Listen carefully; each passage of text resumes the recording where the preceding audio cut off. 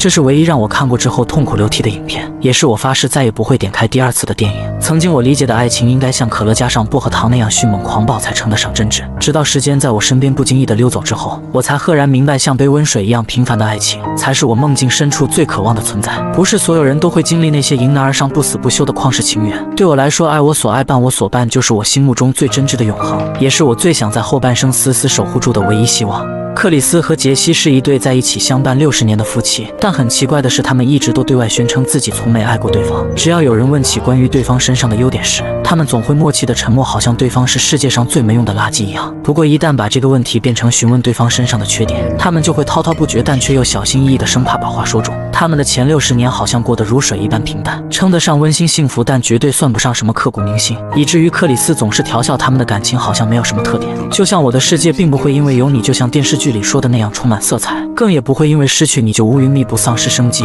面对面前这个倔老头，女人从来不会反驳他的看法，有的时候兴趣来了，她还会调笑下男人，那自己就和他分开，看看电视剧里说的是不是真的。那个时候克里斯就会变成好像还没长大的孩子，苦苦哀求杰西不要把自己丢下。不过他们心里都十分清楚，他们一个永远都不会走，另一个也永远都不会舍得放他走。只可惜月亮永远不会是圆的，天上的云彩也会时不时的遮挡住太阳。他们都知道距离他们失去彼此的那一天越来越近，所以心里一直祈求这一天可以晚一点，再晚一点。但命运永远不会聆听一个人内心的祈祷，就像耶稣算到自己会被架在十字架上，可他永远无法自救一样。噩梦终究会在最温暖和煦的那天悄悄地找上门来。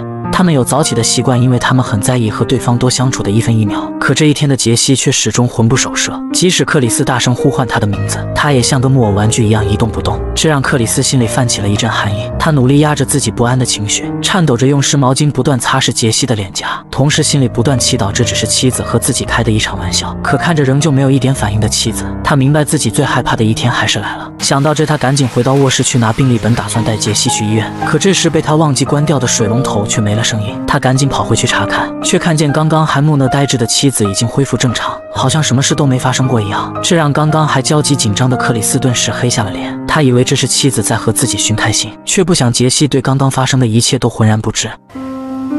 Je ne sais pas quoi répondre. Tu es certaine que tu ne te souviens pas de ce qui vient de se passer? Mais qu'est-ce qui s'est donc passé?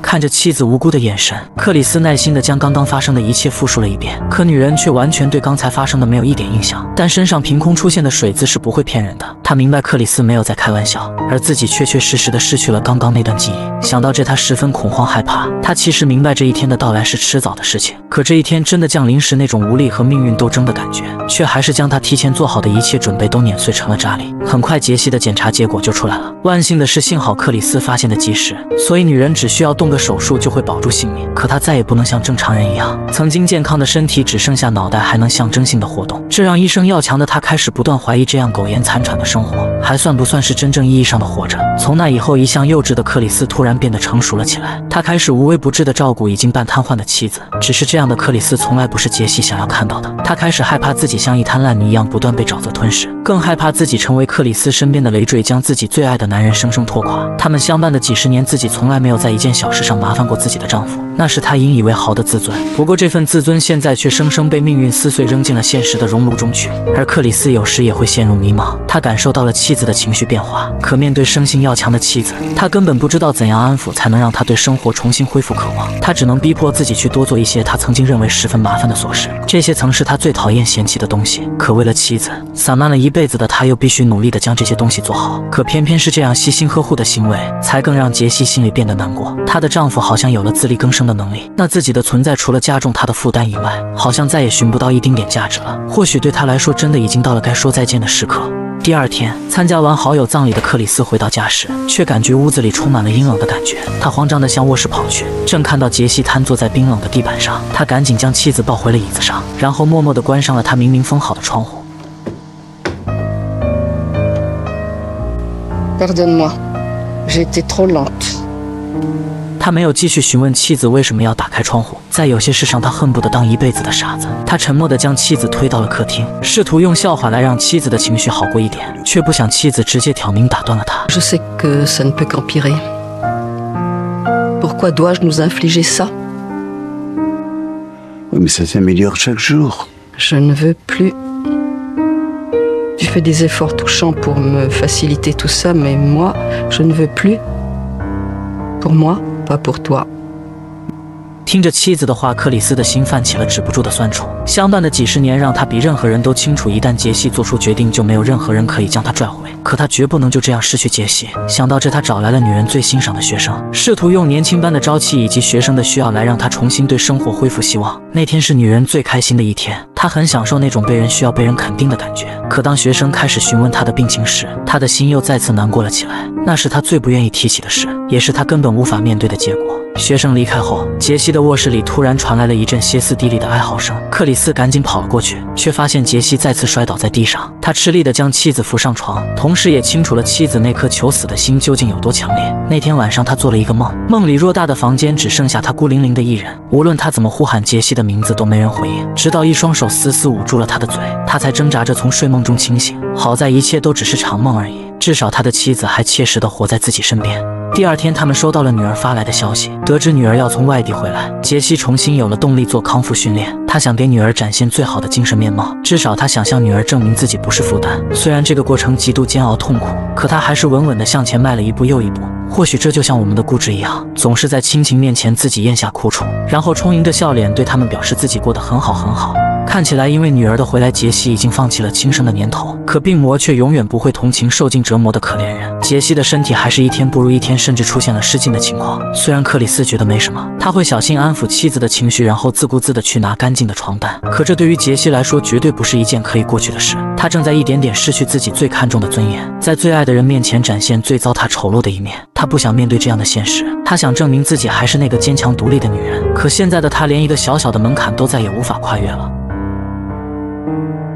那天之后，杰西的病情更加严重了，他好像自己都放弃了求生的欲望，甚至连说话都成了他最困难的事。看着母亲的样子，他的女儿十分痛苦，他哭着质问父亲是怎么看护母亲的。面对女儿的指责，即使克里斯心里有说不完的委屈，他也不愿辩解一分一毫。那天之后，女儿再也不信任克里斯会好好照顾母亲，于是没和任何人商量就给杰西请了保姆，却没想到这一行为给杰西带来了更大的心灵创伤。骄傲自尊的他，就连洗澡也得任由一个陌生人摆弄，这对他来说是完全不可接受的折磨。自己已经够痛苦了，可这份痛苦却要生生掰碎展示给所有人来怜悯同情，这不是他想要的，更不是他需要的。而将这一切都看在眼里的克里斯心里比他还要难受，他太清楚自己妻子的脾气秉性了，于是偷偷辞掉了保姆，决定继续亲自照顾。可经过这一系列的变故后，杰西已经再也没有了求生的欲望，他开始用绝食的方式来向克里斯表达自己的心意，而这也让克里斯感受到了失去杰西的崩溃，心里的委屈让他打了杰西一下。那是他相伴几十年来第一次忤逆杰西的决定，也是这几十年来第一次希望杰西可以听自己一次，哪怕就这一次。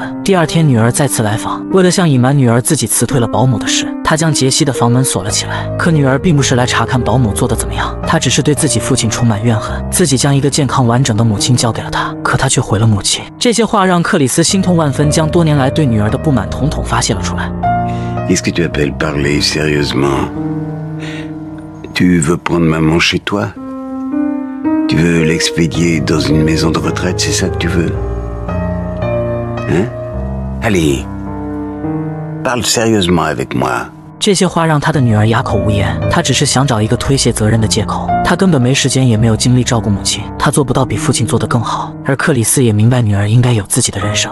晚上，杰西好像回光返照了一样，他颤颤巍巍地和克里斯说了一些他们曾经的故事。不过这一次，他推翻了之前说的和克里斯没有感情的言论。他告诉克里斯，乌云密布后真的会看见彩虹。电视剧里表达的意思也不全是唬人的玩意儿。这时，杰西死死地握住了克里斯的手，眼神中满是祈求与不舍。而克里斯显然明白了杰西心里渴望的。第二天早上，克里斯将杰西好好打扮了一番，然后和他讲了很多他们的故事，那些都是克里斯最真挚的回忆。只是在最后，他轻轻地说了一句：“我不知道乌云之后究竟会遇到什么，也不确定咱们这一生算不算得上充满光彩。只是我很肯定，遇见你是我最幸运的事。我说了一辈子的谎话，就好像你是我人生中最不重要的东西。可我明白，你才是我这一路上最憧憬看到的花丛。”听到这，杰西渐渐平静了下来，仿佛在认同克里斯的观点，而克里斯则颤抖着拿起旁边的枕头，狠狠地捂住了杰西的鼻子。